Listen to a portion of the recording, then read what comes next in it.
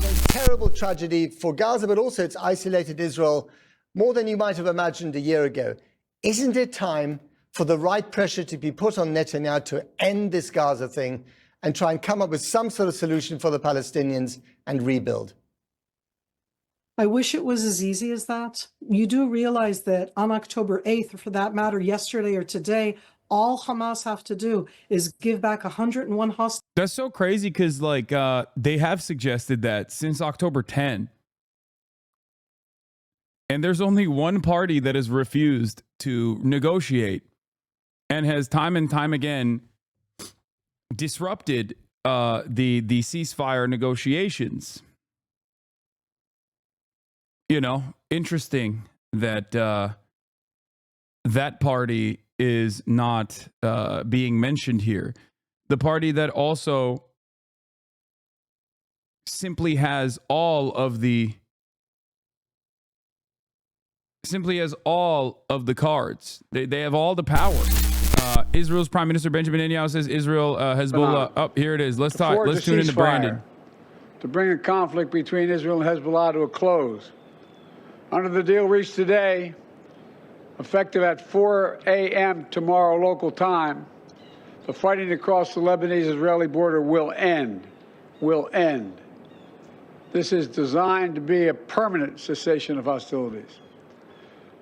What is left of Hezbollah and other terrorist organizations will not be allowed, well, I emphasize, will not be allowed to threaten the security of Israel again.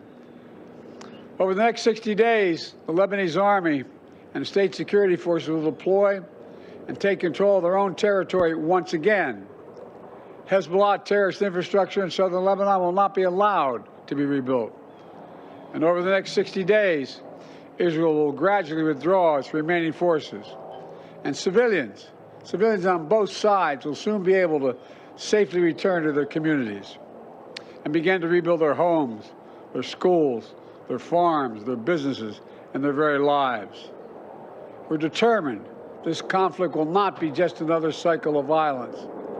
And so the United States, with the full support of France and our other allies, has pledged to work with Israel and Lebanon to ensure that this arrangement is fully implemented, the agreement totally implemented. You know, there will be no U.S. troops deployed in southern Lebanon. This is consistent with my commitment to the American people to not put U.S. troops in combat in this conflict. Instead, we, along with France and others, will provide the necessary assistance to make sure this deal is implemented fully. It's so funny to be like, I'm proud to issue a ceasefire in Lebanon that I basically allowed to thrive by giving unlimited weapons to Israel that decided to also invade Lebanon. Just like any country, when facing a terrorist group pledged to that country's destruction. At the same time, this deal supports Lebanon's sovereignty. And so it heralds a new start for Lebanon, a country that I've seen most of over the years, a country with rich history and culture. If fully implemented, this deal can put Lebanon on a path toward a future that's worthy of its significant past.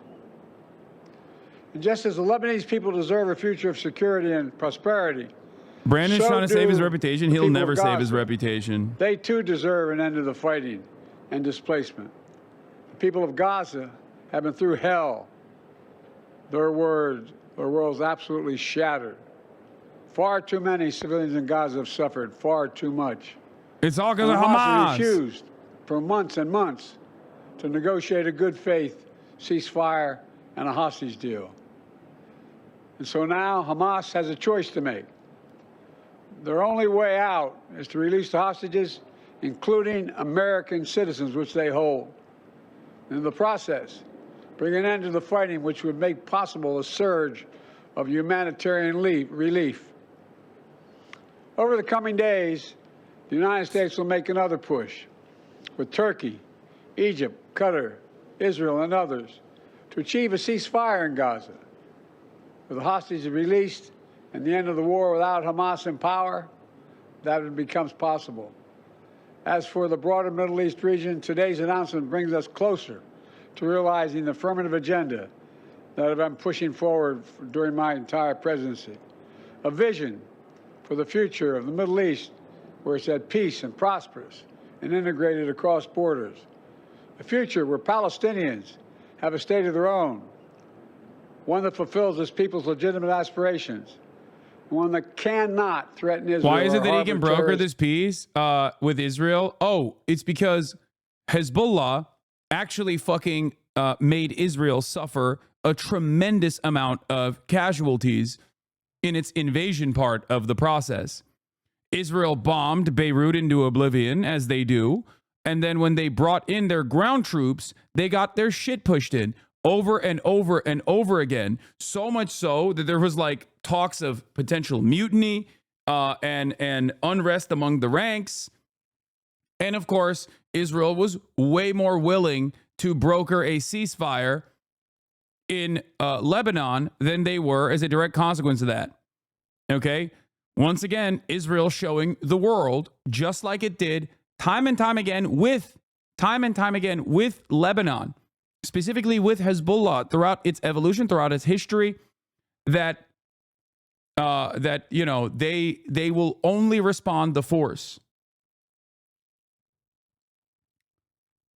Now, the other side of this process is that if if they actually have succeeded in the ceasefire, that means that they have successfully decoupled Hezbollah from their ethnic cleansing in Gaza, right?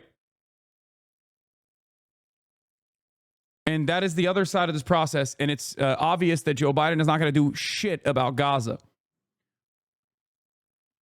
Okay? The ceasefire will come into effect at 4 a.m. Israel's preparing for final strikes from Lebanon in preparation for the deadline. So we shall see what happens. 95 plus soldiers killed, plus 900 soldiers injured, 42 Merkava tanks destroyed, 4 military bulldozers destroyed. Yeah, the Hezbollah as a fighting force is very different than Hamas, understandably. Okay, it is functionally the standing military of Lebanon. Lebanon has a standing military with a security cooperation agreement with the United States and Western nations, but that has only been a limit to Lebanon's own sovereignty and its own protection. That's precisely the reason why they don't have like anti-aircraft weapons and shit like that. Because if they did, then they would be using American defenses, American anti-aircraft defenses against Israeli, American fighter jets that Israel is utilizing. So, that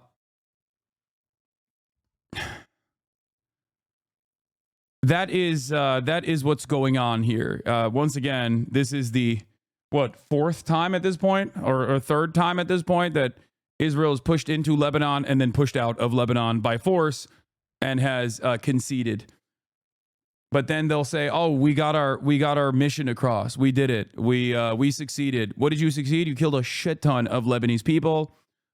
You blew up a shit ton of villages, and then that's it. Now, I do not know what happens next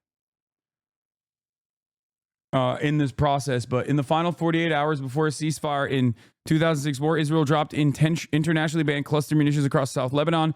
That still kill children who unwittingly stumble across them to this day. We've seen the scramble for a last-minute destruction on a ticking clock before.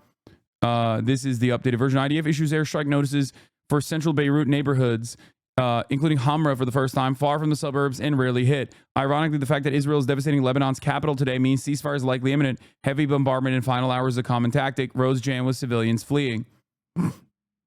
Saying that Israel has the right to defend itself even after this ceasefire, and that at the same time the US supports Lebanon's sovereignty. We did hear from Prime Minister Netanyahu just a few hours ago, before a full vote of the Israeli cabinet, saying that he recommended this ceasefire, but also saying that Israel has the right to open fire again on Hezbollah, even if, for example, it begins to build tunnels again. So Prime Minister Netanyahu, and I think you heard President Biden there too, trying to reassure a skeptical Israeli people that this will not lead to the return of Hezbollah in years to come. Prime Minister Netanyahu talked about that Hezbollah had been defeated for decades. But has it been fully defeated? No, it has not. Many of its leaders have been killed. Many people have been killed. Another question, too, will those tens of thousands of Israelis in the north be able to return to their homes? There are many in those communities who think.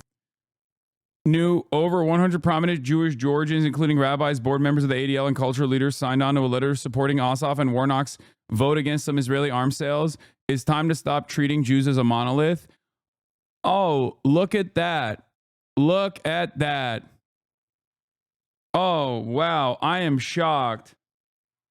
It turns out that a lot of these American Jewish institutions were speaking out of turn, not necessarily caring about their, Jewish constituents and their interests and their needs. How shocking. How shocking. They've penned an open letter praising Georgia's Democratic Senators Jon Ossoff and Raphael Warnock for their votes in support of a series of resolutions disapproving the sales of some arms systems to the Israeli government. Look at that. Hassan, bring up only the most biased article ever, only to read the headline piker. I love that I'm currently in the process. It is simply just, an article, okay? That's just what this is, okay?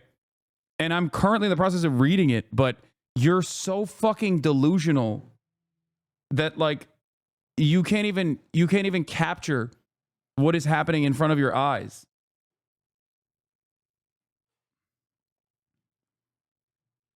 What? Fucking annoying. What is happening? The letter, which I have posted in full below, is signed by people involved in Jewish community life across metro Atlanta area, from synagogues to Jewish day schools to the Anti-Defamation League. It thanks the senators for their courage in voting the way they did, concluding that their votes help promote regional stability and peace.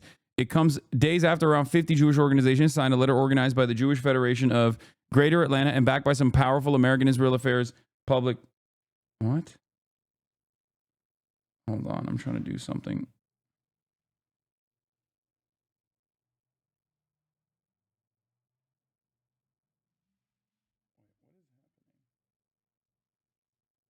Oh, okay. The dueling letters demonstrate an important debate within the local Jewish community that reflects broader national trends. For decades, the image of Jewish America was one of a monolith. Politicians treated the Jewish community as if it was united in support of unconditional military aid and diplomatic support for the Israeli government, no matter who was running it and no matter what policies it pursued. But in recent years, it has become clear that the Jewish community is no more monolith than any other one. No shit. Rabbi Mike Rothbaum with Israeli Maoz Inon, whose parents were killed during the October 7th attack. The signatories this week's letter and other Jewish Georgians opposed to the Federation letter made clear to me in interviews that they see no contradiction between supporting Israel and limiting the flow of some offensive weapons to its government to help bring about an end to the conflict. Rabbi Mike Rothbaum, yeah, but make no mistake, by the way, this doesn't mean that these are card-carrying anti-Zionists, okay? That doesn't mean that at all. And that doesn't mean that for Jon Ossoff either. But the idea that all of these American Jewish institutions that are so predisposed, so openly with defending Israel so unconditionally is reflective of the broader attitude of American Jews is wrong. Okay? It's wrong. It's ridiculous. It's like the woke version of dual loyalty tropes.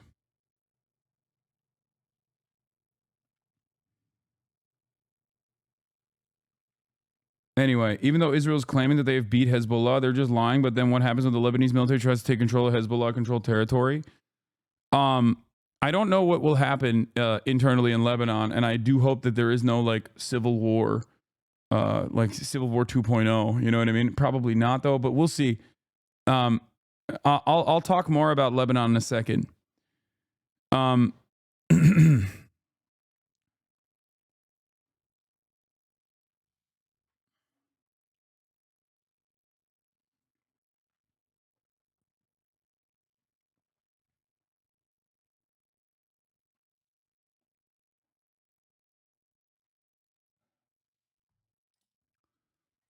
Oh, I gotta sneeze.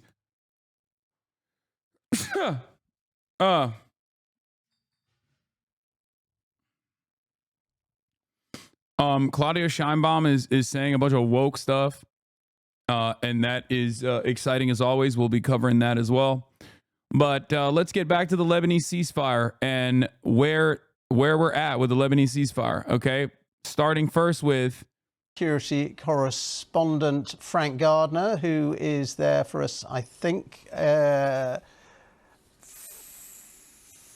Frank Gardner, can you just bring us up to date on the latest from the Israeli Prime Minister and exactly what he was saying in that address? He spoke like he was recommending a ceasefire deal and said that he would be putting it to his cabinet. Yeah, you could be forgiven, Ben, for thinking that this is pretty opaque and confusing. And believe me, I've been struggling to understand, has the Security Cabinet approved this thing or not? And the answer is that he has recommended it, it's expected to be approved, and he will present it tomorrow to the full cabinet, and it's expected to pass. But can I give you a definitive answer that it has definitely, absolutely passed the Security Cabinet? I have not seen that in writing. But then again, I've been stuck in the studio. So I think the signs are that Israel is approving or about to fully approve within the coming hours this ceasefire deal. There is enormous momentum here from the United States.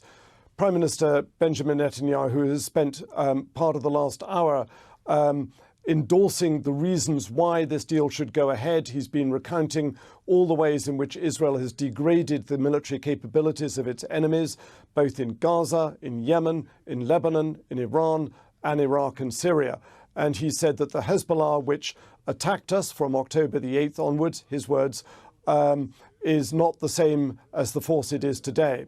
Now, all of that, I think, is going to come as little consolation to those people in the north of Israel who have been saying they don't think Hezbollah has been sufficiently degraded, despite the enormous airstrikes that we have seen in the last 24 hours going into Beirut and in the days before that, with a lot of civilians killed there. Despite all of the damage to Lebanon, there are people in the north of this country and Itamar Ben-Gvir, the security minister, who have said that they want to see this war prosecuted further and longer.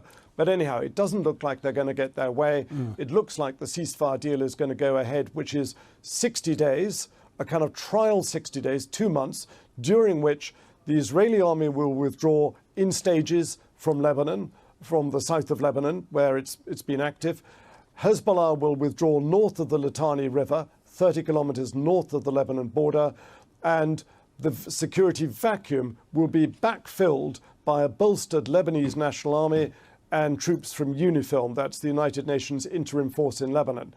But critically for Israel, the reason why I think he's been able to pass this, to get this deal through the Security Cabinet, or at least get their backing for it, even if they haven't actually physically signed off on it yet. The reason that Israel's been yes, this is an earlier coverage from an hour ago, but it just got signed.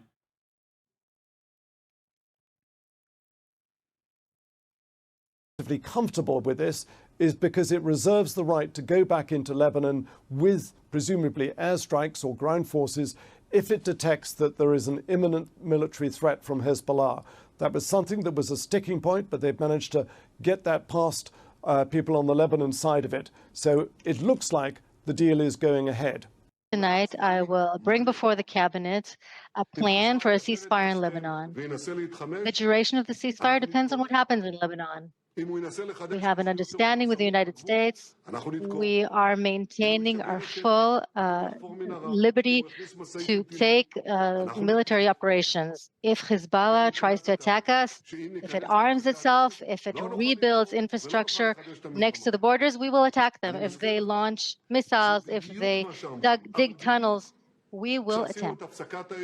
Yes, I can hear people saying that if we start a ceasefire, we will not be able to attack, we will not be able to resume the war. Let me remind you, this is exactly what people said to me when we entered into the ceasefire in Gaza, in which we released our hostages. People said we would not risk fighting, but we did. And how? People say to me, well, Hezbollah will lay low for a year or two, will rearm itself, and then it will attack us.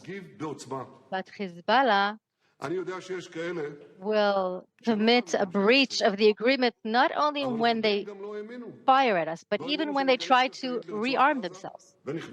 For any such breach, we will react very forcefully. I know there are those who don't believe we will do that, but many didn't believe that we would enter with ground forces into Gaza, and we did. People didn't believe that we'll enter into Shifa and Khan Yunis, and we did. People didn't believe that, faced with immense international pressure, we would enter into Rafah and the Philadelphia corridor. Not only did we enter these places, we attacked them. And how?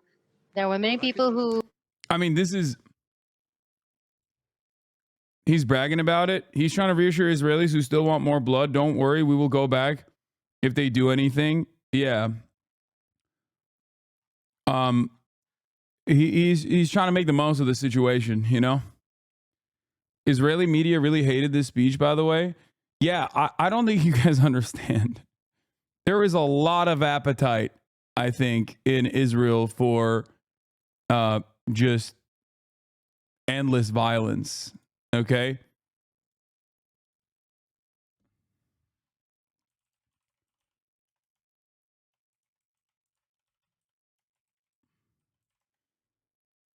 It is what it is.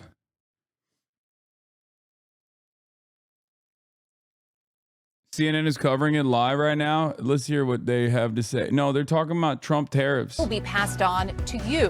Which products maybe hit the hardest? We're gonna be doing this. Expected to be the busiest day for air traffic of the Thanksgiving. We're doing tariff coverage in a little bit. Who didn't believe that we would ever attack in Lebanon, and we attacked there too. We attacked there very forcefully in a huge sophistication that took everybody in the world by surprise.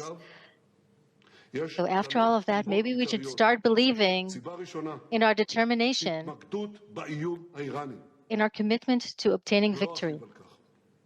In Lebanon today, there was talk of a ceasefire, yet the sound was still of war.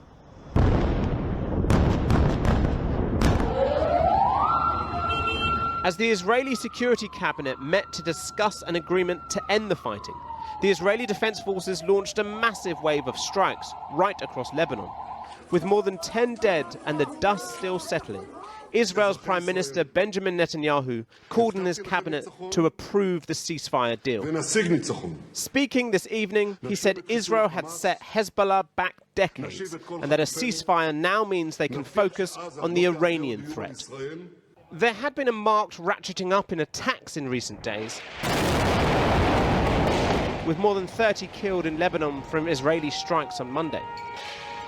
And yet this could be the last of the devastation and destruction, at least for now, and at least in this pocket of the Middle East. Hezbollah began firing into Israel following Hamas's attack of October the 7th and Israel's subsequent assault of Gaza, a show of solidarity among the two Iran-backed groups. The tit-for-tat exchange of missiles lasted nearly a year and led to around 60,000 Israeli citizens having to leave their homes in the north. It was this that Israel gave as its reason for escalating. In September, they assassinated Hezbollah's leader Hassan Nasrallah in a massive strike in Beirut, and days later launched a ground invasion of southern Lebanon. Israel says it's now killed more than 2,000 members of Hezbollah, but the war has displaced 1.2 million Lebanese citizens, and the death toll stands at more than 3,700, many of them civilians. Now, after 13 months, a deal. Reports suggest that the ceasefire is roughly based on UN Security Council Resolution 1701, which brought to an end the last conflict between Israel and Hezbollah in 2006. The first stage of the agreement will see the withdrawal of all Israeli forces from southern Lebanon within 60 days. At the same time, Hezbollah will pull back its armed presence north of the Litani River. That's about 16 miles from the Israel-Lebanon border. The Lebanese army, along with existing UN peacekeepers, will then provide security in the buffer zone, with the US chairing a 5-country committee to monitor any infringements of the agreement. The US has also agreed to give Israel a letter of assurance that they will retain the freedom to strike Hezbollah if it poses a threat. Something vital in trying to sell this ceasefire deal to those displaced by the conflict. Most of them have spent months living in hotels like here in Haifa, and they do not believe the threat of Hezbollah has gone. We don't feel safe, and if we finish now, it will, the weapon will stay there for the future Hezbollah people. This is southern Lebanon today. Israel's assault has left a wasteland where once there were villages. For Netanyahu, he has successfully ravaged Hezbollah's military capabilities and killed its top leaders. But at what cost to the Lebanese people stuck in the middle, with any ceasefire potentially just a pause in a Cold War always on the edge of heating up? And what of the source of this war? Gaza, where fresh rubble lies atop more than a year's worth of constant bombardment. Talks of a ceasefire here are long forgotten, and yet the need for an end to the war is as great as the desperate clamour for food in Khan Yunis. Well, joining me now from Beirut is Lebanese MP and former Deputy Prime Minister Hassan. Thanks so much for coming back on the program, Mr. Hasbani. Trump posted Kai on his IG. Wait, what? Kai Cenat has been posted on Donald Trump's official IG doing the Trump dance? Wait, what? He wasn't even doing, was he even doing the Trump dance? That's crazy. That's crazy. I don't think that's the Trump. Trump can't even move his hips like that. Yeah, I don't believe that. Barney, apparently the bombing is still going on in Lebanon, perhaps even in Beirut. How does it feel to be bombed into a ceasefire? Yeah, this is basically a ceasefire under fire. These are the last hours before any potential declaration in the early hours of the morning, tomorrow morning, of an agreement. This is pretty much an agreement predominantly between Hezbollah and Israel, also covered by parts of the Lebanese government under a certain process and sponsored by the US and various other countries, hopefully that it would lead to a more permanent solution later on. Right. So it gives you some breathing space. Is it enough to allow Lebanon, with all its incredible economic difficulties, to rebuild, to become a viable state again? Well, the ceasefire for 2 months is more of a trial period to ensure the implementation of UN Resolution 1701 practically, and this is basically what it practically is all about. Definitely, as we've been hearing on the Lebanese side from the displaced people, as well as on the Israeli side, that people are still a bit cautious about returning home, about going back to normal life until this becomes a permanent situation. So it's a very fragile ceasefire given the conditions that have been put in place. But nevertheless, it's a practical implementation of UN Resolution 1701 that was effectively voted on almost 18 years ago after the Israeli war in 2006. Hezbollah has been severely weakened by the Israeli onslaught of recent months. Do you welcome the fact that Hezbollah has been put into a box? Well, we were actually hoping, and we called for, as the opposition parties in Lebanon, for a peaceful implementation of UN resolutions, particularly 1701 and 1559, that called for the withdrawal from the south of the Litani River, dismantling the military capabilities and the handover of weapons to the legitimate and sovereign Lebanese armed forces to be all under the Lebanese government, sovereign government umbrella. Yet these calls were never met. Today, unfortunately, they had to be done in such difficult circumstances with such huge losses to the Lebanese people, the Lebanese economy. Right. And we're going back to something that was agreed upon back in 2006. So at least let's hope that something positive will come out of this, with all the unfortunate losses of lives and property and economic losses as well. And finally and briefly, you are going to live under the constant potential threat of Israeli bombardment should Hezbollah... All right, let's get the drop side news. Breaking. Israel's security cabinet agrees to ceasefire deal with Lebanon. Hezbollah excluded from negotiations. This is from 1048, a couple hours ago. The framework agreed, Lebanon said, is not a ceasefire but a cessation of hostilities. There are no terms about Hezbollah disarming. Israeli drones are still buzzing in Beirut skies, where Israel is carrying out heavy bombardments. See Drop News' timeline. That also is like the buildup to a ceasefire in general. That's a part of how Israel operates. It's a part of how Hezbollah operates as well. Leading up to the final moment of ceasefire, there's going to be heavy bombardment. Okay. At least 10 people were killed in massive attacks in the Dahiyah district earlier today. Prime Minister Netanyahu, addressing the press now, says Israel maintains the right to attack militarily. We will respond forcefully to any breach of the agreement. Israel also wanted a term implemented in the ceasefire proposal where they could just legally enter Lebanon whenever they saw fit. And Hezbollah was like, no, that's not going to happen. Tonight will be the final night where, Elent News is correct. Both sides will try to score as many victories as possible, likely with large airstrikes and rocket fire. For Israel, this usually means, striking and killing as many civilians as possible. For Hezbollah, it will probably mean northern Israel be struck pretty aggressively, but I assume they'll also try to hit like military bases again. So we'll see. Deputy Chairman of Hezbollah Political Council, we must scrutinize the points Netanyahu agreed to before signing the government tomorrow. Hezbollah official adds, we doubt Netanyahu's commitment and will not allow him to pass a trap in the agreement. Since then, obviously, the ceasefire deal has been signed.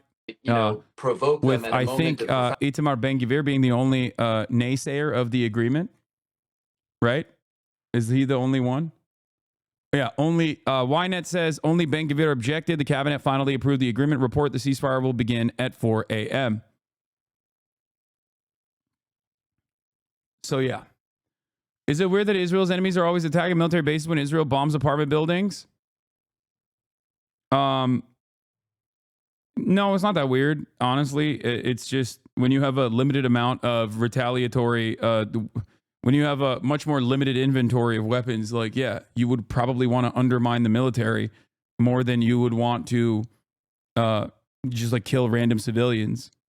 Killing random civilians is what you do when you're either incredibly desperate and engaging in an act of terror as a final moment of desperation to incur penalties, to create penalties for the sovereign state when you're a non-state actor, or when you are the state actor and you can do that because you have an endless amount of weapons. If you're somewhere in between a state actor and a non-state actor like Hezbollah is, with arms within civil governance that simultaneously operates as the de facto standing military of Lebanon in many instances, then you have an obligation where, with a limited amount of arsenal, much better than Hamas's capabilities, of course, but you have a finite opportunity, a window of time, and a window of permissible targets that you can go after.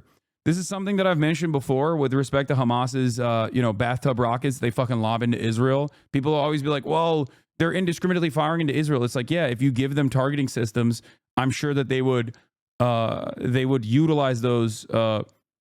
They would utilize the targeting capabilities if they had them on Israeli military bases, because those are the people that are killing Palestinians directly. So that is the reality. A senior Hezbollah official told Al Jazeera that Netanyahu cannot be trusted and they need to review the actual terms of the proposal deal. Israel is continuing to pound Lebanon with heavy strikes. Netanyahu, in his remarks tonight, reiterated that Israel reserves the right to attack Lebanon even after a deal is signed. Just because the Israeli cabinet approves something doesn't mean it's done. And both Israel and the U.S. have pushed blatantly false information in the past. Lebanon's Al-Manar TV, deputy head of Hezbollah's political council, Mahmoud Kamadi, we doubt Netanyahu's commitment, who has accustomed us to deception, and we will not allow him to pass a trap through the agreement. In his speech, Biden emphasized that Israel would retain the right to attack Hezbollah if it posed any threat to Israeli security, confirming Netanyahu's claim. So we shall see. We shall see what happens. But I don't know. I don't know if there is. There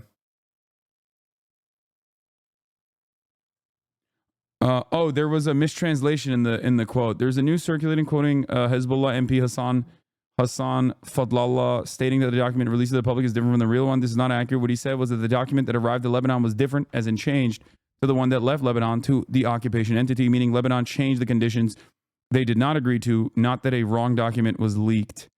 Yeah. I'm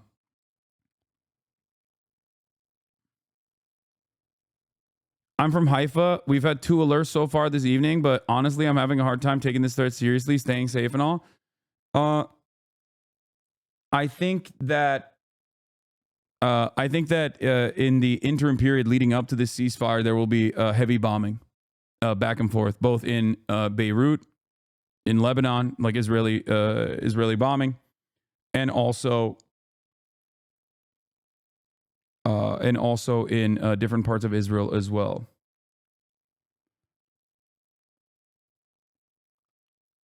Benjamin Netanyahu just tweeted this from his personal account.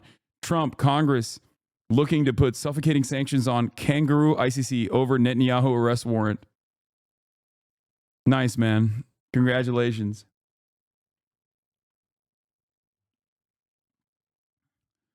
The thing is, a lot of people in Israel, including the opposition leaders to Benjamin Netanyahu, don't want the pummeling to stop in Lebanon.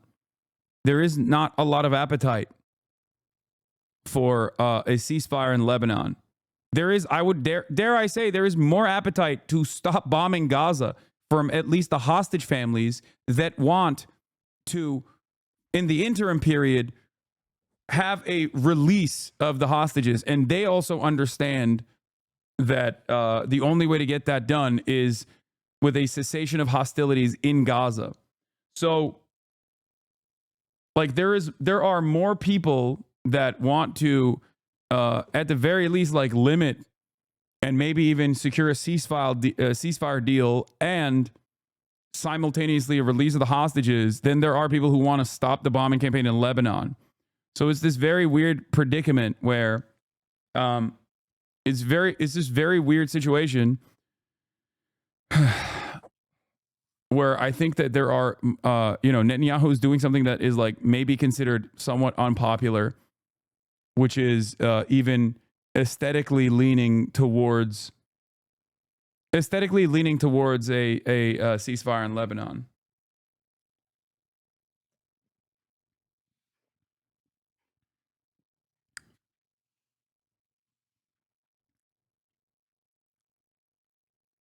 What do you even say to the people who've been screaming to the void, getting arrested, brutalized for criticizing Israel? How do we not give up? How is it expected to keep fighting? I mean, just remember what you're fighting for. What do you mean?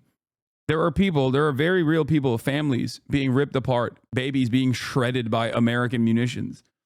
They don't have the comfort of being able to give up. So we have to do whatever we can to continue the fight. That's it. I think if you're a petty person, there is a unique motivation for every single person. If you're like a particularly petty person, remember, like, it in times of like nihilistic sentiment seeping in, remember that that is what defenders of Israel want you to do, is to give up, to feel powerless, and to feel like there is no hope, that you should just simply give up and forget about the Palestinian population. You should simply give up and forget about the Lebanese people that have been killed. What is this? Hassan, make this happen, bro. What the fuck is this? Right? Was just starting to get good. I would love to have Hassan on Spawn on Me to dig some more. What is Spawn on Me? I don't know what this is.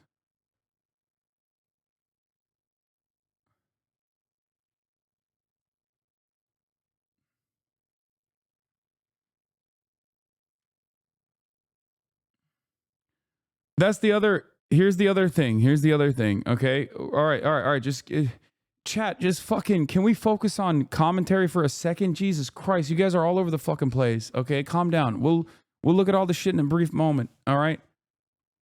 Fuck.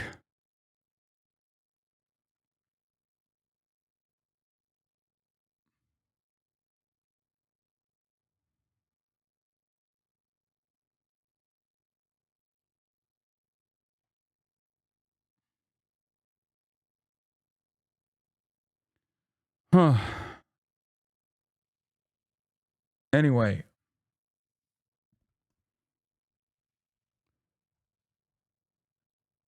Another way that this works is like the steady pressure applied by pro-Israeli groups that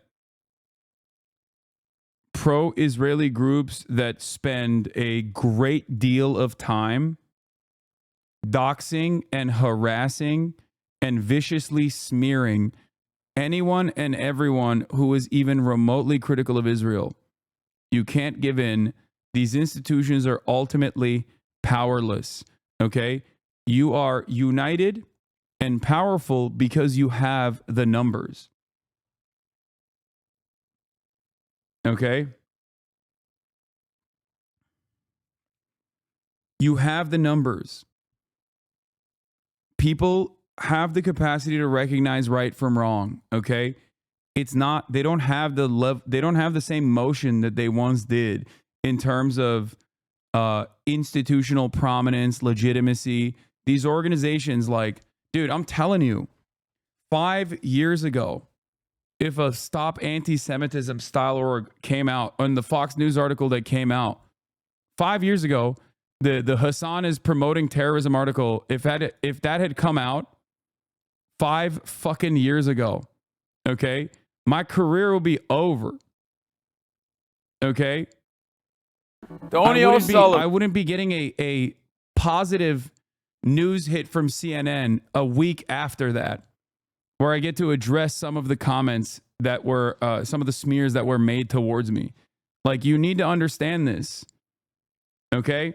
And this is my own personal, experience. So it's a little bit different than the average person who does not have the same, like, way to launch defenses against any sort of bad faith smears. But like, think about how these smears destroyed Jeremy Corbyn only a couple years prior versus now.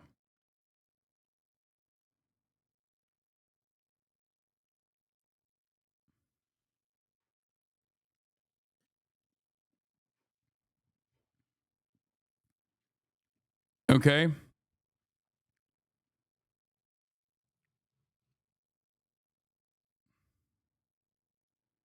NMP caught you. You trying too hard to win Just Chatting Streamer of the Year, buddy. Let it go. Oh, it's because I did a progress update pick.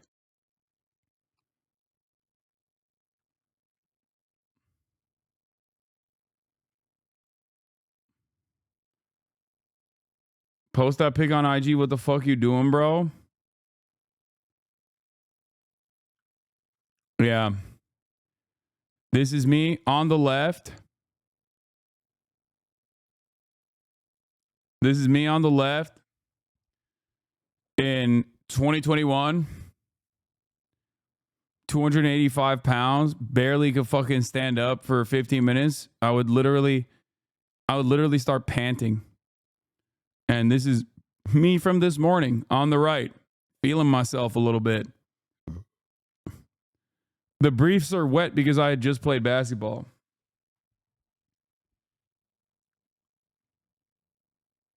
Still a long ways to go, but what's it feel like to go from that to getting gooned on every day? I think people were gooning on me here too, to be fair.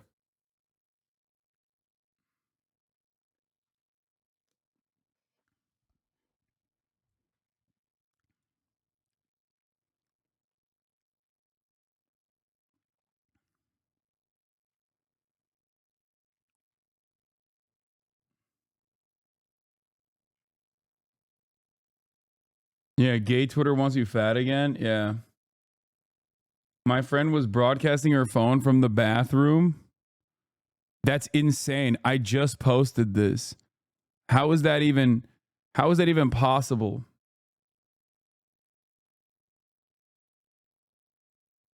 What is this, bro? The reply? Aiden Ross got a bigger bulge. Yeah, I don't know about that, man, but that's kind of weird. That's kind of It's kind of a weird thing to say about another man's meat, you know?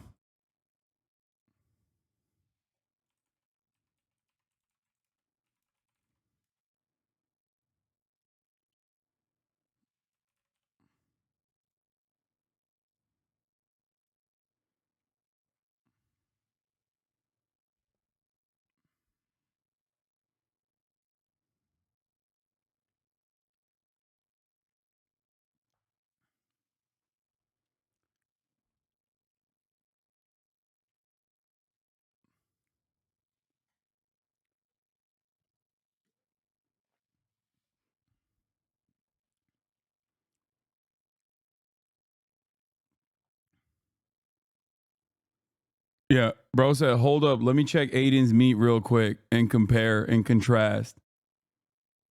Also, I don't even believe what he's saying, but that's fine.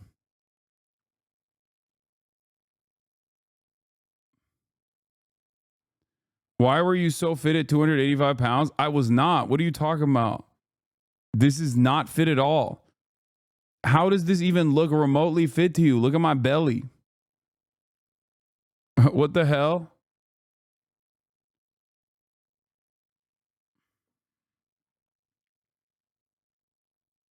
That's a wild statement. But sure, I'll post this on IG too. Fuck it. Why not?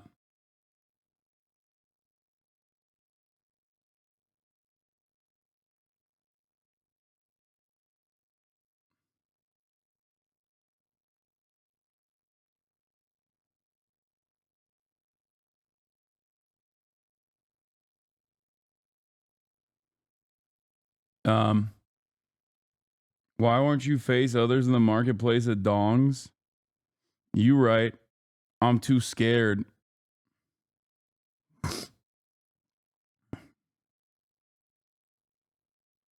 I'm too scared, chat, to face others in that marketplace. You know? Yeah, I covered the Romanian situation yesterday for chatters who are wondering, you know, but I'll talk about it more. I'm sure there are chatters who would kill to be as slim as you are in your before photo. Yes, I'm sure. I understand that. Make no mistake. I get it.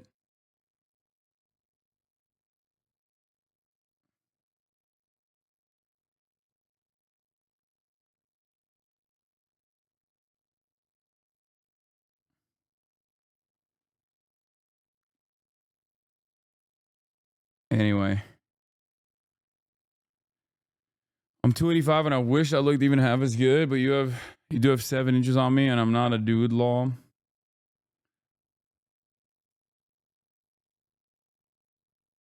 I had to pull over so I could check out. Holy shit. Oh my God.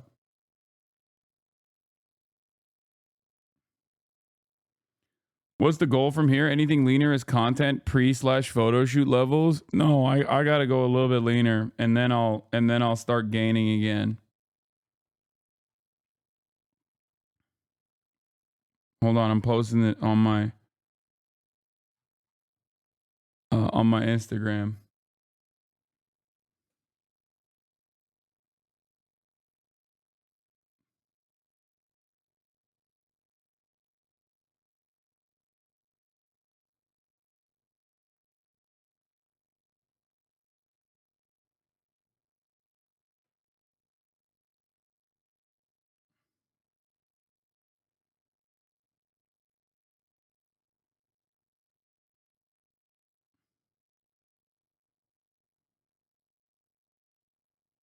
Okay.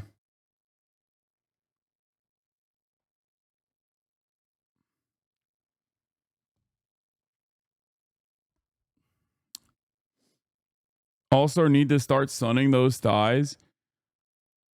How do I start losing weight? I'm fat and lazy. Work out.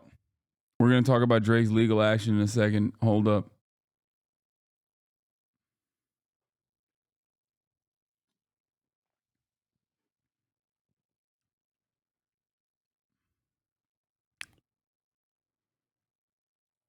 All right.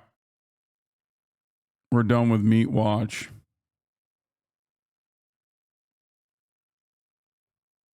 I think that these progress pics are also reflective of the progression of your mental health. Oh, yeah. Absolutely. It has dramatically changed it has dramatically improved my mental health, like in very, very significant ways. Okay.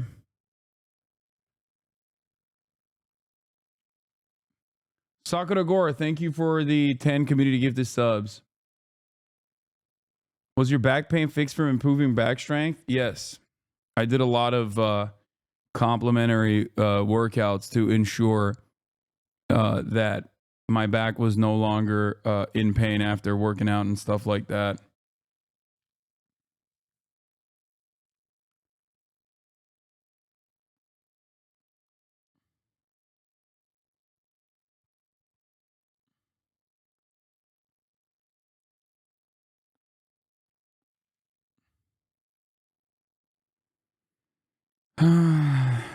Anyway.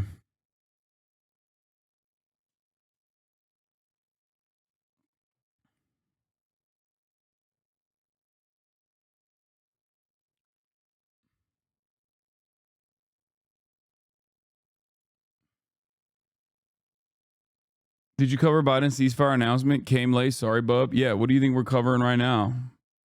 All right, we'll continue.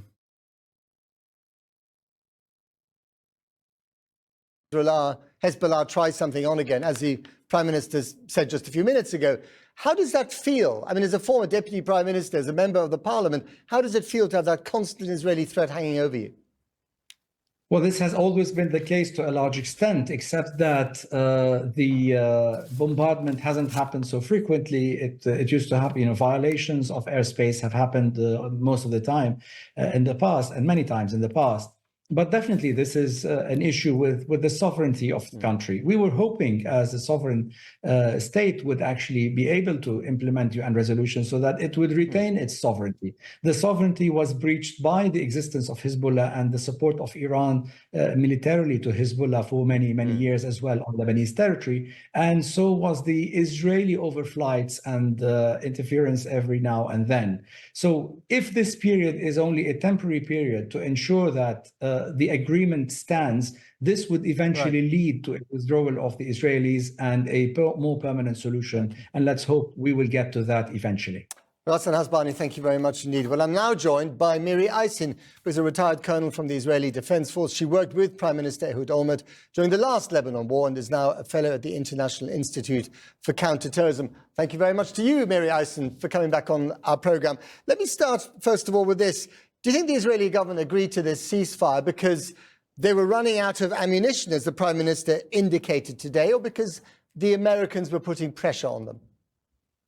I don't think that the two actually contradict. And I'll add in that nobody here wants a war, Matt. This isn't about something that we want it to go on forever. It's a question of what you can continue to achieve, both against Hezbollah inside Lebanon right now, without at the end really completely destroying this country called Lebanon that hosts them. And listening to Mr. HasanAbi before, it's really that challenge of Hezbollah being in Lebanon. They are Lebanese, they are Arabic, they speak Arabic. And so for us, it's not about Lebanon, it's about Hezbollah and what you can achieve. But the Prime Minister, Netanyahu, that is, also just said that they will now focus more again on Hamas and also on Iran. What does that mean, do you think, focusing on Iran? The Prime Minister has been very consistent, Prime Minister Netanyahu. I'll even say from 2009, he's been our Prime Minister for many years, in focusing on Iran. And in its own way, it's as if that the Hamas attack on October 7th, that part of the reason, just part of the reason for the failure, is because the Prime Minister was looking at Iran and did not see Hamas. But I say that right now, that at the end, Iran itself, as a country, 90 million strong. She went,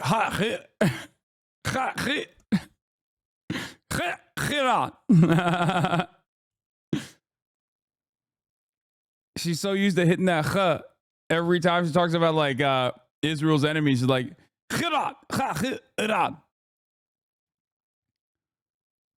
you have to say Tehran.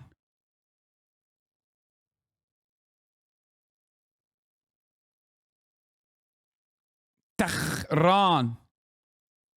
backing Hezbollah, backing the Houthi, attacking Israel twice directly, and their quest for the nuclear bomb is very scary. So I'm all for focusing on that. Having said that, we still have what's called the Gaza front, the Hamas front, and 101 hostages that are still in the Gaza Strip. Just a couple of things. I mean, it's interesting watching Mr. Netanyahu wear his red tie tonight, which he doesn't normally wear. I wonder if he's channeling Donald Trump there. Does he believe that Trump will give him an opportunity, to attack Iran on a wider scale and perhaps cause regime change there? I don't think that Israel has the capability to do regime change. And I would say in that sense, there's a difference between targeting the nuclear facilities, because those nuclear facilities don't threaten Israel, Matt, they threaten the world. Nobody wants Iran to be nuclear. But there is a difference between that and regime change. I do think that this prime minister feels that he will have an easier conversation with President Trump. I don't know if that's right, but I think that the prime minister thinks. Of course, the Americans hope that this will now pave the way for some kind of ceasefire in Gaza. 44,000 people have been killed in Gaza, most of them civilians. It's been a terrible tragedy for Gaza, but also it's isolated Israel more than you might have imagined a year ago. Isn't it time for the right pressure to be put on Netanyahu to end this Gaza thing and try and come up with some sort of solution for the Palestinians and rebuild? I wish it was as easy as that. You do realize that on October 8th, or for that matter, yesterday or today, all Hamas have to do is give back 101 hostages. That's so crazy because, they have suggested that since October 10. And there's only one party that has refused to negotiate and has time and time again disrupted the ceasefire negotiations. Interesting that that party is not being mentioned here. The party that also simply has all of the cards. They have all the power.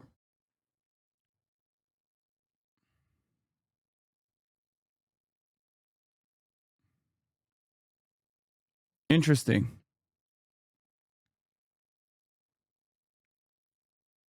Strange.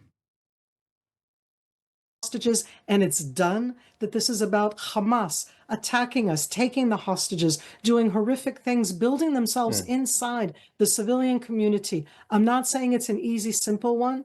I do think that we have to find a resolution. I don't think anybody should be using right now the terms of peace. I think that that's a challenging one right now. But yes, to arrive at an end to this overt, horrific fighting. Maybe Aysin, thank you very much. Yeah, we later found out that Hamas had offered on October 9 or 10th to release all civilian hostages in exchange for the IDF not entering the Strip, but the government rejected the offer. This is what's so interesting and so striking about news reporting coming out of Israel. Times of Israel is not like an anti-Israeli institution, okay? They're just simply reporting on things truthfully, more truthfully than American mainstream media or Western mainstream media is reporting on it. The idea that it's actually Hamas that is refusing to broker peace or a ceasefire in this circumstance is completely fucking nonsensical. But of course, there's a good deal of pre-existing biases that many people have. Pre-existing biases that many people have that cause people to just look at the situation and take for granted what America's foreign ally is saying against America's foreign adversaries that are non-state actors. That is the issue here.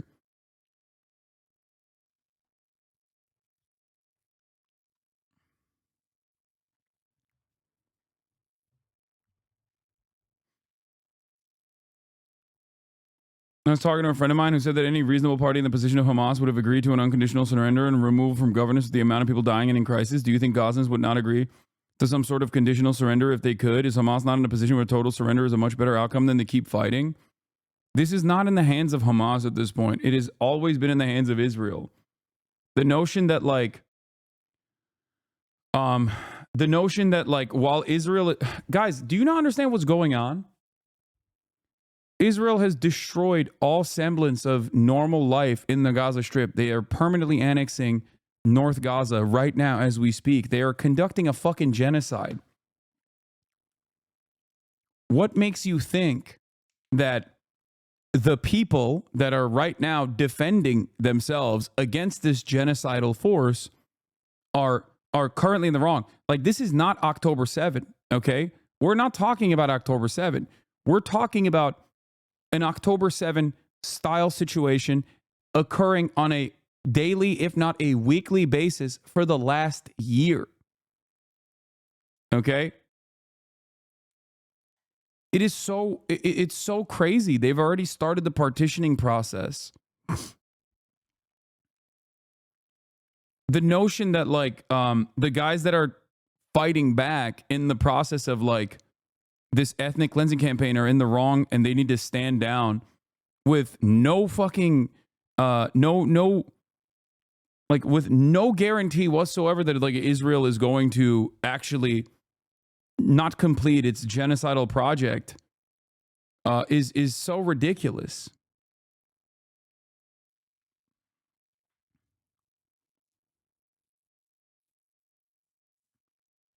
So you would say that Israel would not agree to laying down arms, full surrender, and release of the hostages? I also believe the cards are in the hands of Israel, but our understanding of a full surrender is not possible. No, why would it be possible? Israel killed the civil governance faction's principal negotiator in Tehran. Like, dudes that like Ismail Haniyeh is not a part of the militant faction within Hamas. He is responsible for the civil governance.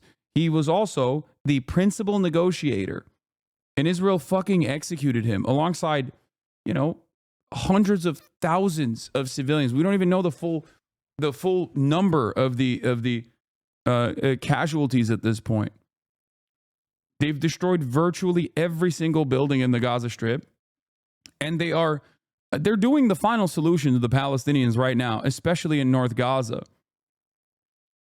What makes you think that there is going to be any stopping, anything that stops them from doing so?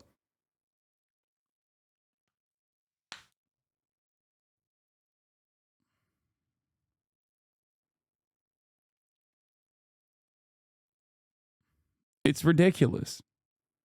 Israel is not a rational actor in this process. That much is clear.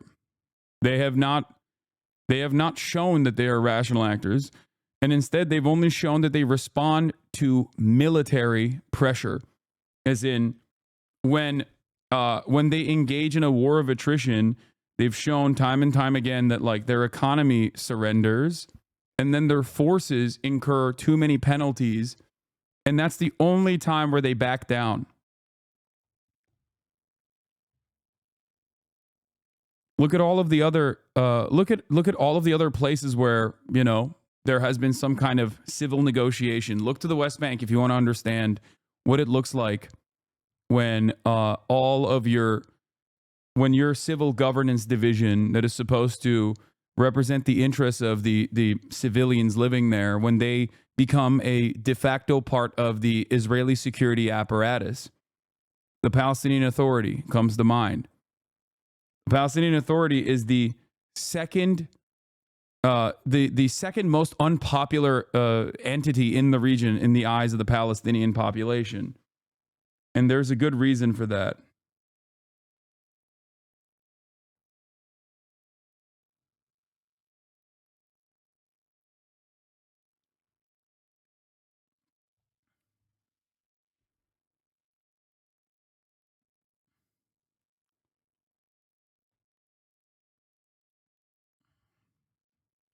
Yeah.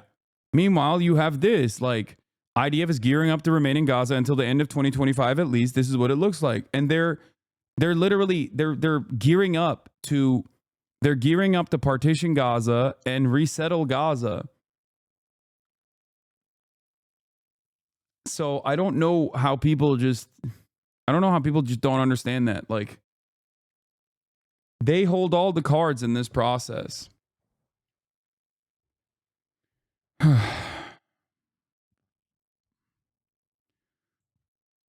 The idea that Israel, the Israeli government actually cares about what happens to the hostages is also a laughable notion. They do not care. If they cared about what happens to the Israeli hostages, they wouldn't be killing the Israeli hostages with their endless bombing campaigns. Like, what are we talking about? How many hostages have they killed so far?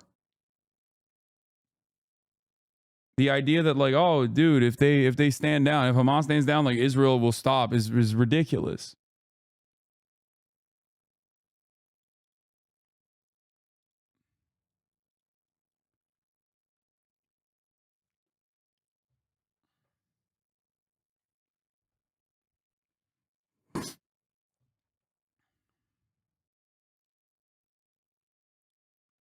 They're going to say they have to settle to protect the border communities. They have to occupy to protect the settlements, etc. It's vile. Yeah. Israel does not package its offensive military actions by simply stating what it is. Okay? Israel is never going to be like, we're settling Gaza because it's our God-given land and it's our right to have it. And these Arabs are barbaric and they should leave. Some people in the cabinet will say it, like Itamar Ben-Gvir or Bezalel Smotrich. But by and large, there is a lot of propaganda that makes it seem like this is a necessity. And that propaganda is, and this is the same thing I described to you about, like, all politicians, specifically Republicans. People are always shocked when they're like, well, you know, they say they want to make America healthy, and I believe them. And it's like, yeah, of course they're going to say they want to make America healthy. They're not going to say we want to destroy the FDA so that we can deregulate your fucking food supply. Why would they say that? Republicans are not going to run around and be like, we want to melt the poor. We want to kill homeless people. They're going to say, they're not going to say we want to make life significantly worse for poor people because we are directly in the pocket of big corporations that we deregulate the economy over at their behest. Like, they're not going to say that. Okay? They're going to find a way. They're going to find a way to you know, propagandize their position and their policies.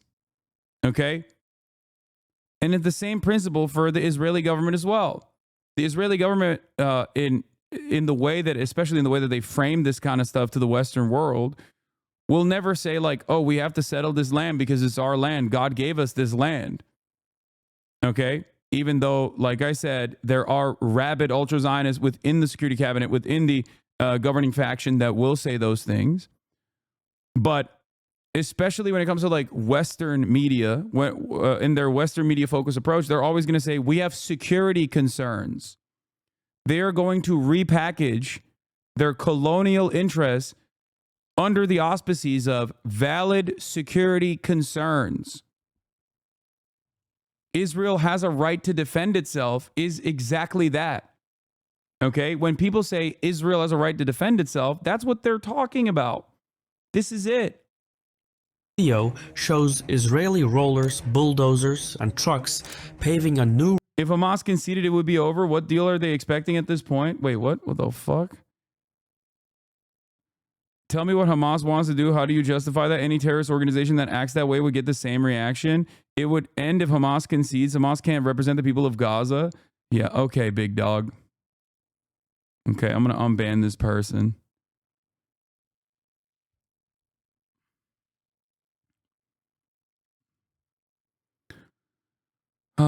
Hamas is but a name, okay? Hamas is the current evolution of Palestinian resistance. You might not like their methods, okay? I've certainly been critical, but that doesn't change the reality. You are outflanking members of the Israeli cabinet, the Israeli war coalition, that have also come to that same fucking conclusion, like you're a goddamn Bibist, despite the fact that you will probably be exactly the type of person that says, oh, I hate Benjamin Netanyahu. How dare you say that? Okay? The idea that the idea that like Hamas is a unique entity is silly.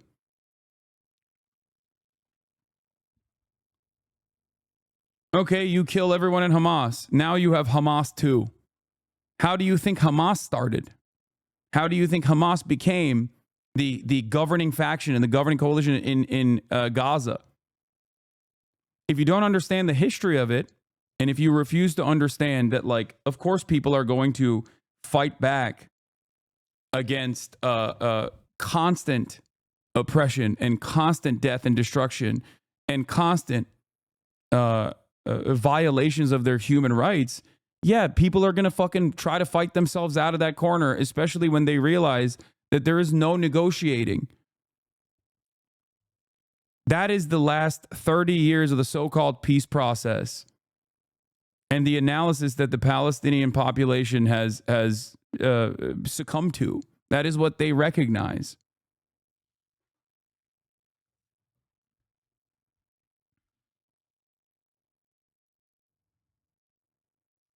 Do you understand? Road along the Gaza-Egypt border. They're building a new buffer zone known as the Philadelphia Corridor, and the Israelis are there to stay. Here is what it looks like during the day. New realities on the ground are being designed, realities that hint at Israel's endgame for Gaza. Zooming out, we can see Israel building road networks all across the Gaza Strip, with some being kilometers wide, including a buffer zone around the edges of the enclave. These will be fortified with checkpoints, watchtowers, bases, and other surveillance tools.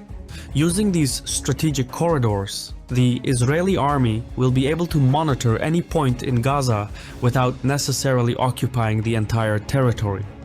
The idea is that in post-war Gaza, whenever Hamas fighters surface from underground and prepare to fire rockets, the Israelis would detect them in no more than a few minutes and launch a counterstrike.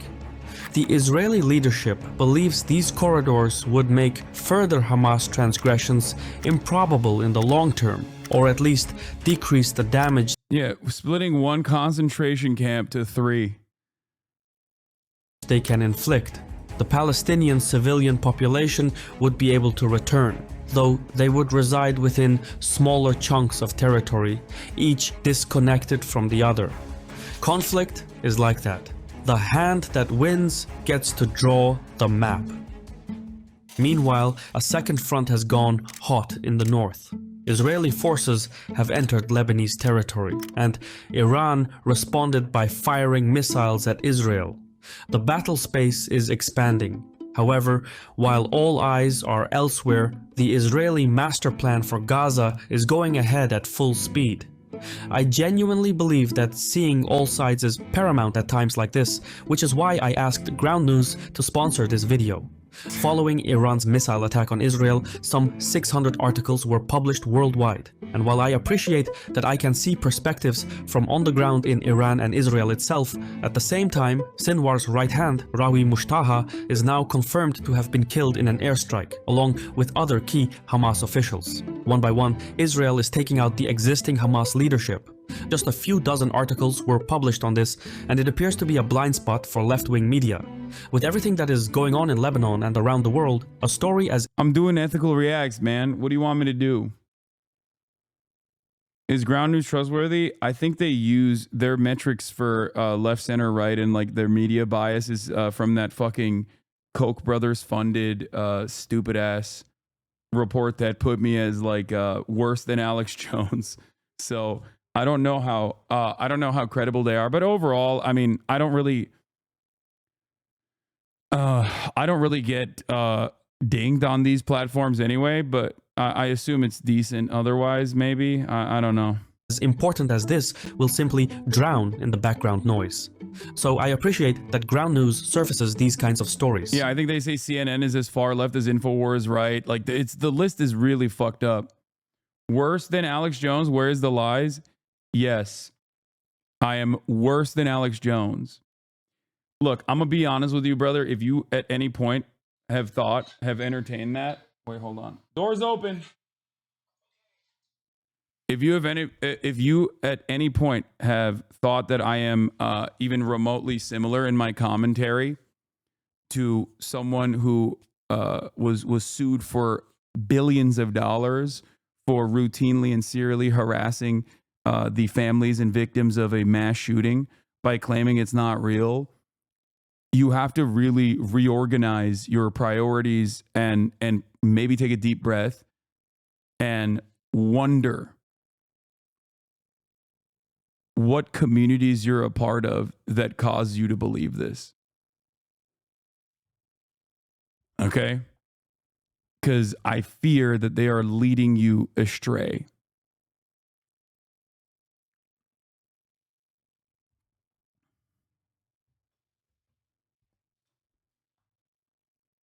Your beliefs in communities are wild, though? Yeah, I know. Anti-genocide, a wild belief. Free healthcare for everyone in America unconditionally, a wild belief. Free college, a wild belief. Okay? Ethical migration patterns, a wild belief. A cessation of American imperialism so that we can, we can focus more on rebuilding our communities and fixing our infrastructure rather than doing bloody warfare overseas, a wild belief. No one can actually point to a singular thing that I say that is that out of pocket. They can only simply entertain this notion. They can only simply vaguely gesture to things and be like, no, you just love terrorists and you're an anti-Semite. You know? If you consider any number of different things that I say to be wild, you really need to reconsider your priorities. Yeah. I believe in gun control, women having bodily autonomy. These are not wild beliefs. You should probably reconsider what led you to think these are wild beliefs. You should probably re-examine why you think those are wild beliefs. Okay? Since becoming a longtime member of this community, I've become an active community organizer that's currently helping to try to keep schools open. But sure, we're a wild community. I know. Now, fear not. We will still fight for you, regardless of what your personal worldview is. Okay? I mean, both you and Alex Jones suck for different reasons. Please elaborate why me and Alex Jones are even in the same conversation and why we suck for different reasons. Fuck it. Cut straight to the point. What is the disagreement that you have with me? I suspect that the disagreements that you have with me are primarily because you have not really spent a whole lot of time in this community, but instead have been primed into feeling a certain type of way about my commentary from, random clips that you've seen here and there. That's probably what it is. He'll never chat again. No, he'll chat. I think he'll chat now.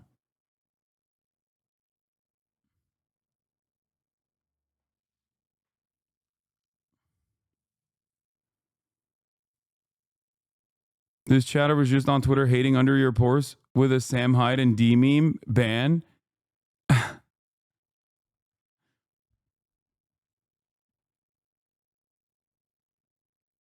I think most people who think you were like Alex Jones are from Destiny's community. Diddy G? Yeah, I know.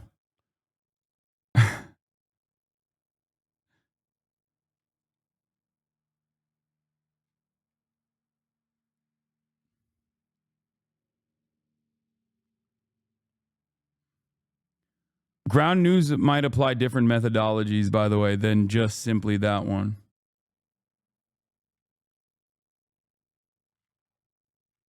But yeah.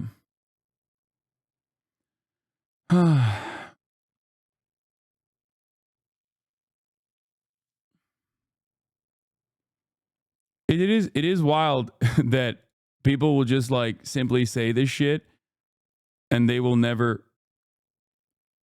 Isn't this a super LARPy channel? What, the channel that we're watching? I'm not really familiar with the Caspian Report. I think they're just like They're like the rest of the geopolitics YouTubers. .news/Caspian to learn more or scan the QR code on the screen. Subscribing gets you 40% off the Vantage plan. That's the one I use. Also, by subscribing, you're directly supporting my channel. While our missions align, YouTube revenues alone don't cover the expenses to make these videos. So I especially value our continued partnership and encourage you to check it out. The link is below. Hasan, this was genuinely a bad take. No lube, no. Israel and Hamas are battling in the open while navigating a political minefield behind closed doors. Much of the negotiations converge around the configurations of Israeli buffer zones within Gaza in the form of extrajudicial corridors. Netanyahu is adamant about 2, but a third one is already under construction and 2 more are in the pipeline. Using these corridors, Israel will have the means to permanently dictate life in Gaza while giving its troops the flexibility to deploy quickly throughout the enclave. One of the primary sticking points in the negotiations so far has been the Philadelphia corridor, specifically who will control it. Measuring roughly 14 kilometers in length and 100 meters in width, the corridor bisects Gaza's Rafah municipality and Egypt's Sinai region. It runs from the Mediterranean Sea to the Kerem Shalom crossing, which is the meeting point of Gaza, Egypt, and Israel. The corridor also includes the Rafah crossing, the only transit point between Egypt and Gaza. However, this crossing has been opened and closed repeatedly throughout the years, depending on the security circumstances. Under the 1979 agreement, Israel was allowed to deploy limited armed forces in the corridor, but no more than 4 infantry battalions, including the appropriate military infrastructure. However, Israel was not allowed to deploy tanks, artillery, or anti-aircraft missiles. So the operation of the Philadelphia corridor was coordinated mainly by Egypt, and this arrangement formed a fundamental component of the Israeli-Egyptian peace treaty.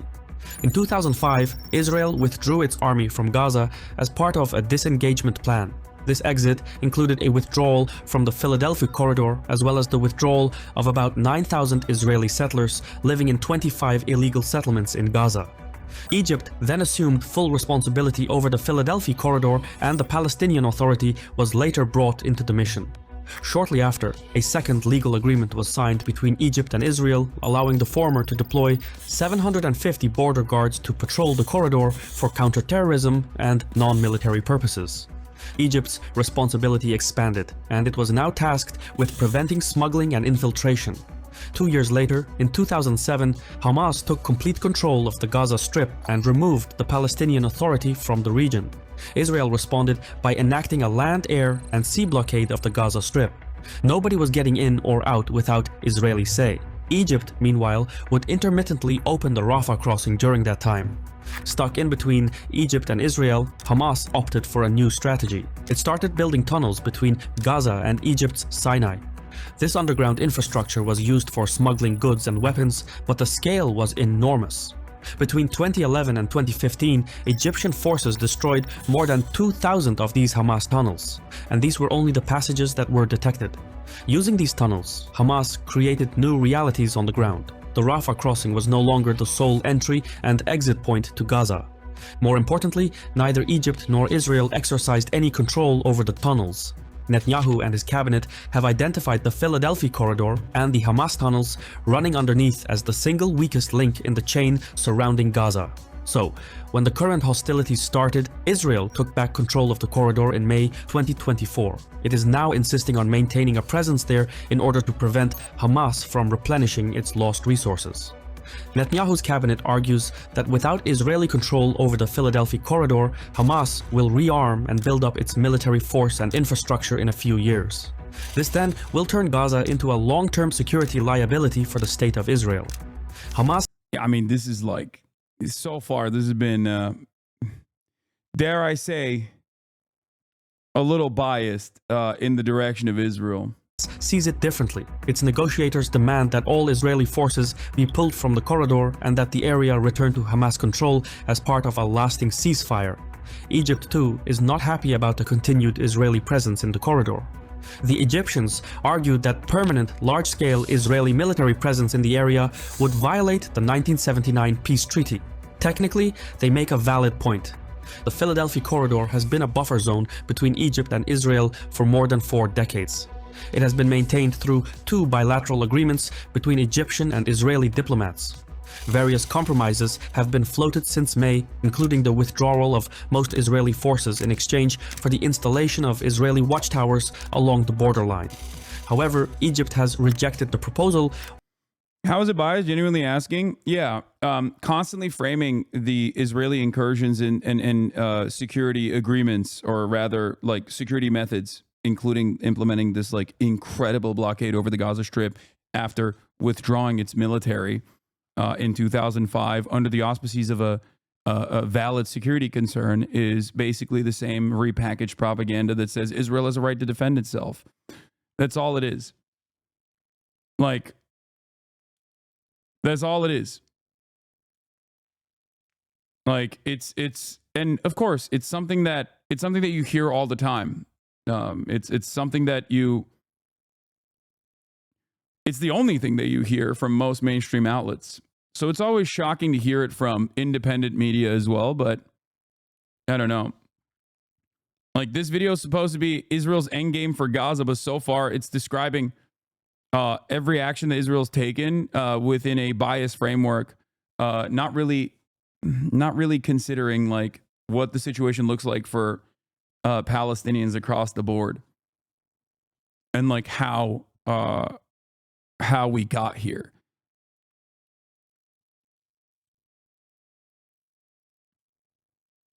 It's a little bit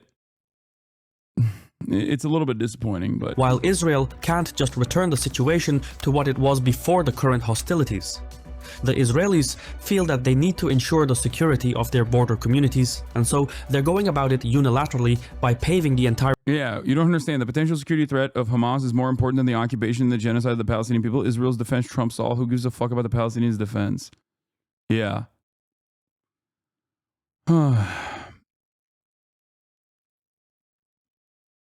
If Palestine has a right to defend itself, then so does Israel. It is not propaganda. It is the truth. Yeah, if Israel actually cared about Israeli defense, though, and Israeli security, they wouldn't be maintaining a fucking apartheid. The fuck? Yeah, there would already be a singular, solitary, secular state, okay?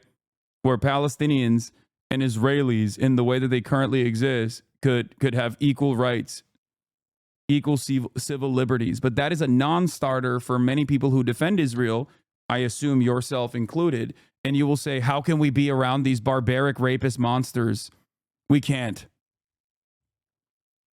That's the issue.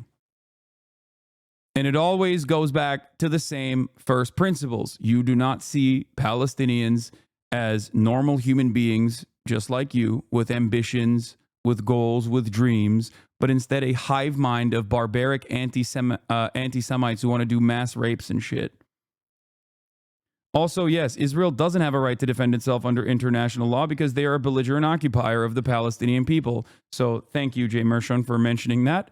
That is also true. Israel quite literally does not have a right to occupy the West Bank illegally, and it certainly does not have a right to, once again, bomb belligerently the entirety of the Gaza Strip in the interest of defending itself. It does not have that international right. As a matter of fact, Hamas, post-October 7, Hamas does have an international right to engage in self-defense as a spontaneous militia. So that's the other side of the equation as well. If we are just simply looking at real international rights, like what it actually says in the books, the reality of the matter is Hamas and any number of different Palestinians have the right to defend themselves against a ethnic cleansing campaign conducted by a belligerent occupier. Israel, on the other hand, does not have that right.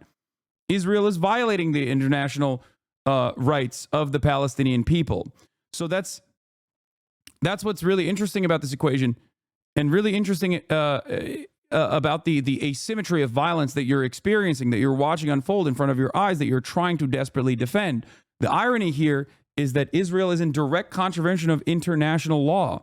And that's precisely the reason why there is an ICJ court case launched by the South African government against the Israeli government for conducting a genocide, and also the ICC court case simultaneously against those who are the top genocidaires. Saying Israel has a right to defend itself against the Palestinians is is as ridiculous as saying Russia has a right to defend itself against Ukraine, and that's why they had to invade Ukraine. It's even worse than that, because at least Russia, with the exception of Crimea under international standards, would not even be considered a belligerent occupier until now.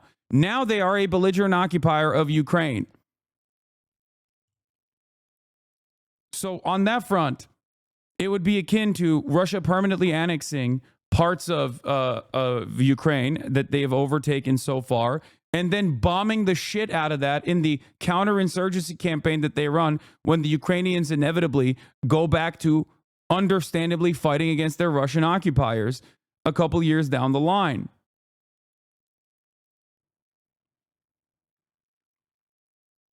I don't see what the problem is. I've been informed by experts. First of all, this is literally not even Kyiv. This is Lebanon. This warfare analysis post is photos from Lebanon.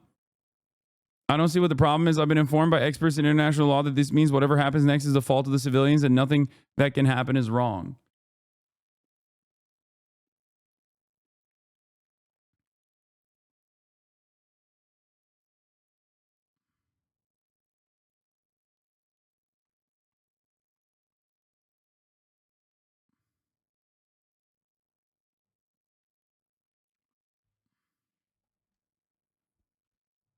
Yeah, here's Francesca Albany speaking on exactly this, okay? UN Special Rapporteur for the occupied Palestinian territories. Defense can be invoked when a state is threatened by another state. This you can technically say Israel can invoke this against Iran, for example, and vice versa. Iran can invoke this against Israel. Okay? Which is not the case. Israel has not claimed that that has been threatened by another state. It's been threatened by an armed group. Qualify it the way you want, but it's an armed group within the occupied territory. And frankly, even saying the war between Gaza and Israel is wrong, because Gaza is not a standalone entity, it's part of the occupied territory. But so, in particular, Israel cannot claim the right of self-defense against a threat that emanates from the territory it occupies, from a territory that is kept under belligerent occupation.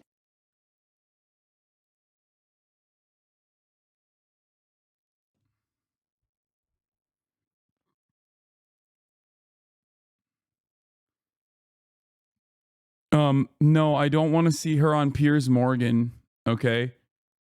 I'm sorry, guys. That's ridiculous. You're like, hey, this brilliant voice of truth in a sea of madness, how about we put her in the Shark Tank, okay? Strapped and strap her with a bunch of like bloody meats onto her body, and then let's watch that process. It's like, no, I would rather see her in very different settings than fucking the clown show of Piers Morgan. It's crazy.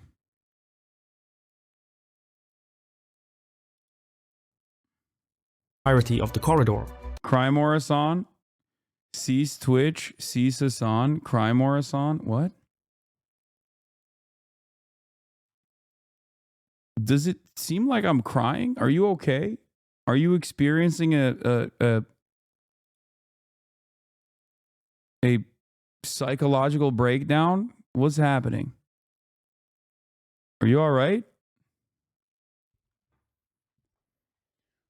Are you, yeah, dude's having an episode in the chat. I hope you're all right, man.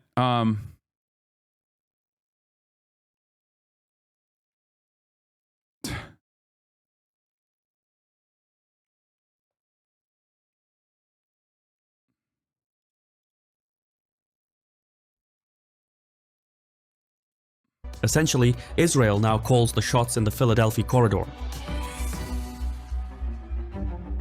Israel's endgame for Gaza is to dismantle Hamas's presence and ensure that no buildup can ever happen again. Controlling the Philadelphia corridor is essential to that plan, but there is more to it. Further north sits the Netzarim corridor. It was established as a result of the current hostilities. Measuring about 6 kilometers in length and 2 kilometers in width, the Netzarim corridor stretches from the Israeli boundary to the Mediterranean Sea. It also bisects Gaza City from the rest of the Strip. The name itself, Netzarim, is a hint towards the future. Netzarim was one of the illegal Israeli settlements that existed in the Gaza Strip before the Israeli withdrawal in 2005. So the reintroduction of the name hints the Israelis might consider renewing efforts at constructing new settlements in Gaza.